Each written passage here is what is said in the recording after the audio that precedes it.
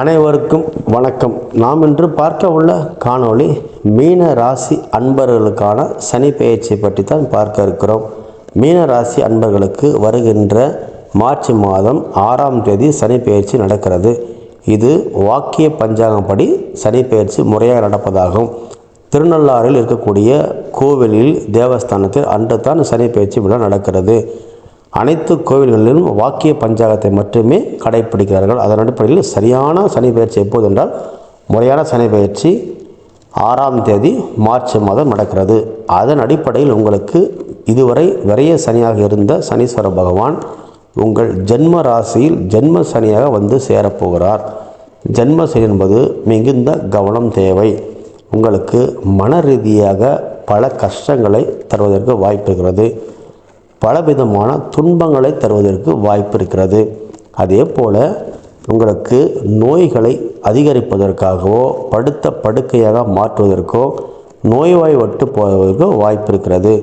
அதே சமயங்களில் செய்யும் தொழிலை ஒரு முடக்கத்தை ஏற்பட்டு கடனாளியாக மாறுவதற்கு வாய்ப்பு இருக்கிறது. உங்களுக்கு இதுவரை கிடைத்து வந்து உள்ள ஆதரவு பண உதவிகளில் அது உங்களுக்கு தடைகள் ஏற்பட வாய்ப்பு இருக்கிறது. ஊராக சுற்றி திரிவதற்கு வாய்ப்பு இருக்கிறது. வீடு, வாசல், சொத்து, பத்து இவை அனைத்தும் இழந்து நடு ரோட்டில் நிற்கும் நிலைமை ஏற்படும். மிகுந்த கவனங்கள் தேவை. செய்த தவறுகளுக்கு தண்டனை கொடுப்பார் சனீஸ்வரன் என்ற அடிப்படையில் உங்கள் கர்மாவை பொறுத்தே உங்களுக்கு இது அமையப்போகும். என்னத்தான் நீங்கள் கவனமாக இருந்தாலும் கூட அவமானம், அசிங்கம், கண்ணீர், துன்பம், துக்கம், துயரம் இவை அனைத்தும் இந்த 2.5 ஆண்டுகள் நடந்தே தீரும் என்பதில் மாற்று கருத்துக்கு இடமில்லை. கண்டிப்பாக உடல்நிலையில் கவனம் தேவை. எப்போதும் நீங்கள் உடல்நலத்தை பார்த்து கொள்ள வேண்டும். கணவன் மனைவிடையே இருக்கக்கூடிய பிரச்சனைகள் அதிகரிக்கும். கணவர் உங்களை விட்டு பிரியலாம், பிரிந்து போய்விடலாம், சேராமல் கூட போய்விடலாம். அதே நேரங்களில் குடும்பத்தில் குழந்தைகள் வழியில் பல அவமானங்களும் பல பிரச்சனைகளும் வர வாய்ப்பு இருக்கிறது. நீங்கள் என்னத்தான் இருந்தாலும் கூட இப்போது உங்களுக்கு நன்மையும் தீமையும் கலந்தே நடக்கும். நன்மை நடப்பதாக தெரியும், ஆனால் தீமை மட்டுமே நடக்கும். கண்ணீரும் சோகமும் துக்கமும் உங்களுக்கு சொந்தமாக இருக்கும். வாழ்க்கையில் மொத்தத்தில் சொல்ல வேண்டுமென்றால் இந்த 2 ஆண்டுகள் நீங்கள் மிகுந்த துன்பத்திலேயே பயணிக்க வேண்டிய நிலைமை ஏற்படும்.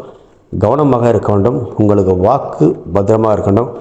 வாயில் ஏதாவது பேசினால் வாங்கி கொட்டி கொள்வீர்கள். அதாவது கிராமங்களில் சொல்வார்கள், வாயை திறந்து பேசி வாங்கி கட்டி கொண்டார்கள் என்று சொல்வார்கள். எனவே அதுபோன்று வாயை கொடுத்து வம்பில் மாட்டிக்கொள்ள வேண்டாம். கவனமாக இருங்கள். உங்கள் தலைமீது சனீஸ்வரன் இருப்பதால் நீங்கள் எங்கு சென்றாலும் தரித்திரம் நிலவும். அதே போல் உங்களை யாருக்கும் பிடிக்காது, உங்களை வெறுப்பார்கள். இதுவரை பிடித்தவர்கள் கூட உங்களை வெறுக்க ஆரம்பிப்பார்கள். கணவன் மனைவிடைய பிரச்சனைகள் வரும், குடும்பத்தில் பிரச்சனைகள் வரும். உங்களது மானம் உலகம் முழுவதும் கப்பல் ஏறும். பேரு ரிப்பேர் ஆகும். அசிங்கம், அவமானம், கஷ்டம் இதுவரை நன்றாக இருந்த பேர் கூட கெட்டு போய்விடும். மிகுந்த கவனத்துடன் பயணிக்க வேண்டும். எதிலும் கவனமாக இருக்கும். சிறைச்சாலைகள், வழக்கு பதிவு, நீதிமன்றம் இது எல்லாம் உங்களுக்கு சொந்தம் அடைந்துவிடும். எனவே தயவுசெய்து மிகுந்த கவனமாக இருக்க வேண்டும். சரி, இதற்கு என்ன செய்ய வேண்டும் என்றால் திருநள்ளாறில் உள்ள சனீஸ்வர பகவானை சென்று சரணடைய வேண்டும்.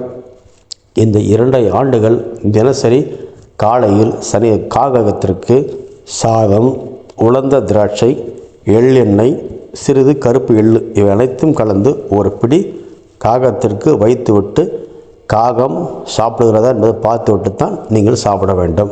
இது முதலில் செய்ய வேண்டும். அதே போல் நலமகாராஜா கதை ஒன்று ஒரு புத்தகமாக விற்பார்கள் திருநள்ளாறில். நலமகாராஜன் தமயந்தி கதையை படித்தாலே சனீஸ்வரன் உங்களை பிடிக்க மாட்டார் என்ற ஒரு ஐதீகம் இருக்கிறது. நலமகாராஜா தமயந்தி கதை ஒரு புத்தகமாக திருநள்ளாறில் விற்பார்கள். அதை வாங்கி வந்து நேரம் கிடைக்கும் போதெல்லாம் நலமகாராஜா பட்ட கஷ்டத்தை படியுங்கள். அது உங்களுக்கு பெரிய உதவியாக இருக்கும். அதே போல் உடல் ஊனமுற்றோர் எங்கே பார்த்தீங்கன்னா எங்கே சென்றாலும் நின்று அவர்களுக்கு ஒரு உணவு வாங்கி கொடுங்கள் அல்லது ஒரு உடை வாங்கி கொடுங்கள். அவர்களுக்கு ஏதாவது ஒரு உதவி செய்யுங்கள்.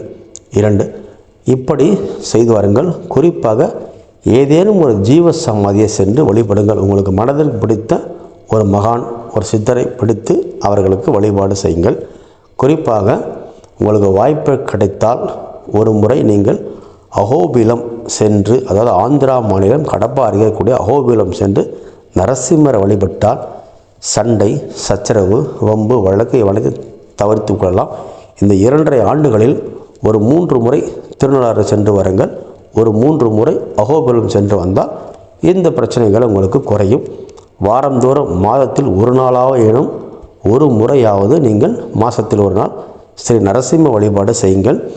குறைந்தபட்சம் 2 வாரங்களுக்கு ஒரு முறையாவது பெருமாளை போய் தரிசனம் செய்யுங்கள். வேறு வழியே இல்லை, இவர்கள் தான் உங்களை காப்பாற்றுவார்கள். இதை மட்டும் செய்யுங்கள்.